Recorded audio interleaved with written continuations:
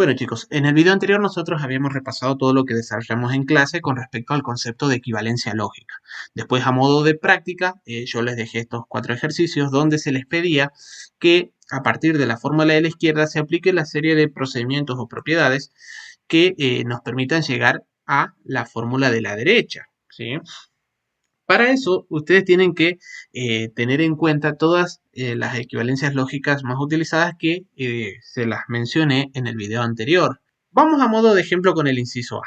Ustedes para poder hacer un ejercicio como esto, lo que tienen que recordar siempre es, por un lado, la jerarquía de las conectivas y por el otro, tienen que analizar la estructura de la fórmula.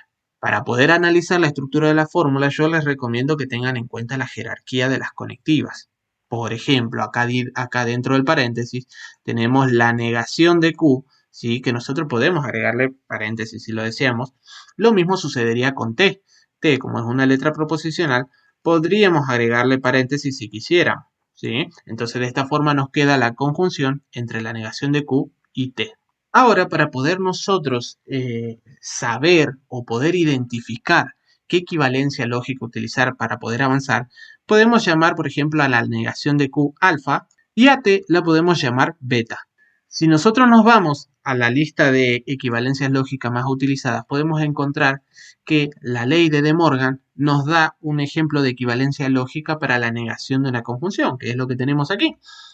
Fíjense que, por ley de De Morgan, la negación de una conjunción es lógicamente equivalente a la disyunción de la negación de la primera fórmula, es decir, que yo voy a negar esta primera fórmula de aquí, luego hago el símbolo de la disyunción y después, posteriormente, voy a negar la segunda fórmula. Entonces, esto nos tendría que quedar así. Doble negación para Q, disyunción, negación para T. ¿Por qué doble negación para Q? Y porque Q dentro del paréntesis ya está negado. Entonces, por ley de De Morgan, se volvería a negar. Ahora, fíjense que la fórmula que tenemos aquí se parece mucho a la que tenemos aquí arriba, que es a la fórmula que debemos llegar nosotros, ¿sí? ¿Cuál es la única diferencia? Pues que en la que tenemos aquí escrito abajo, ¿sí? Está doblemente negada, mientras que aquí arriba no tiene negación Q, ¿sí? Y la misma estructura de lo que acabamos de leer te dice, en este caso, cuál es la ley de equivalencia lógica que podríamos aplicar, que es el de la doble negación. Fíjense que la ley de doble negación me dice que si una fórmula está doblemente negada, eso va a ser lógicamente equivalente a la misma fórmula sin ninguna negación. Dicho de otra forma, es como que esta negación niega a la otra o la anula. Por tal motivo, podemos escribir tranquilamente la disyunción entre Q y la negación de T. Y simple, con esos dos pasos se resolvía en el caso del inciso A. Vamos ahora con el inciso B para mostrarles que no es algo complicado el manipular las equivalencias lógicas, ¿sí? Es solo cuestión de práctica y de familiarizarse con las estructuras de las fórmulas, ¿sí? Y para poder manipular las estructuras de las fórmulas, ustedes tienen que poder manejar lo que sería la jerarquía de las conectivas. Veamos el siguiente ejemplo. En este caso tenemos una condicional. ¿Entre quiénes es la pregunta? ¿O cómo sé yo que es una condicional la conectiva principal? Pues si yo utilizo la jerarquía de conectiva, puedo colocar un par de paréntesis aquí y un par de paréntesis acá, ¿sí?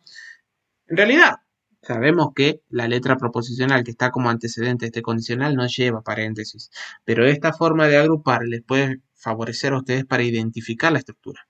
Ahora, al antecedente lo podemos llamar alfa y al consecuente lo podemos llamar beta. Si tienen a mano el listado de equivalencias lógicas, se van a dar cuenta que hay una sola situación en que el condicional tiene equivalencia, que es esta de aquí, ¿sí? El condicional es lógicamente equivalente a la disyunción formada por la negación del antecedente y el consecuente sin negar. En este caso, ¿quién es mi alfa? Pues P. Según la equivalencia lógica, yo la tengo que escribir negada. Luego el símbolo de disyunción y luego beta sin negar, ¿sí? Ojo, no se vayan a confundir acá. Si bien la negación de Q es una negación, ¿sí? Se vuelve a escribir como tal. No es que le agregamos otra negación. Es a eso a lo que se refiere la fórmula, ¿sí? A lo que yo ya tenía como beta, no le agrego otra negación. ni tampoco tengo que eliminarle la que ya tenía. ¿Por qué? Porque ya habíamos definido anteriormente beta como toda esta fórmula de aquí. ¿Sí? Es solamente eso. Ahora, fíjense que lo que yo tengo aquí abajo se parece mucho a lo que está aquí arriba. ¿Cuál es la diferencia?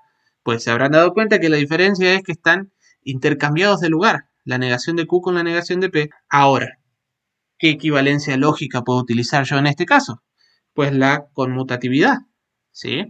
Recuerden que nosotros tenemos conmutatividad para la conjunción y para la disyunción, dentro de lo que es equivalencia lógica.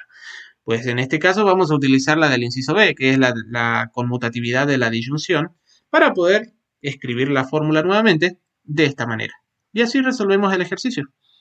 Eh, Espero que les haya servido los ejemplos, que puedan intentar demostrar las otras equivalencias lógicas, la del inciso C y la del D, y cualquier duda me consultan, no hay problema. Suerte.